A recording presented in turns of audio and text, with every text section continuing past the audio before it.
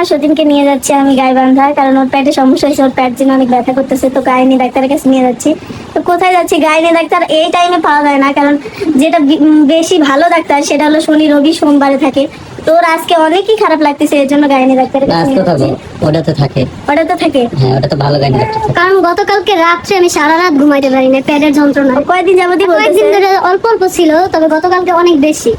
এত কি পরিমাণ পেট সমস্যা? ব্যথা, শুধু পেট ব্যথা করে, আর পেটের ব্যথা আমার বুকের মধ্যে চাপ মেরে ধরে, এরকম আচ্ছা দেখি অবস্থা। আজকে আলট্রাসাউন্ড করায় দেখি কি হয়েছে সমস্যা। আচ্ছা, নজর টজর লাগছে নাকি? মানুষ যে তো যেভাবে তুলে ধরছে এটা বাস্তব। পেটে বাচ্চা নিয়ে কক্সবাজারে যে নাচানাচি গাওয়াগাই ছোটাছুটি এত কিছু যেন শরীর মেনে নিতে পারেনি, তাই কক্সবাজার থেকে ফিরতে না ফিরতেই এবার অসুস্থ হয়ে পড়ল এনকেপি স্টোরের ছোট সতীন পূর্ণিমা। জানা যায় কক্সবাজার ট্যুর থেকে আসার পরেই নাকি তার প্রচন্ড পেটে ব্যথা, তাই তো বড় সতীন এবং তার জামাই বা তাকে নিয়ে ছুটল হাসপাতালে।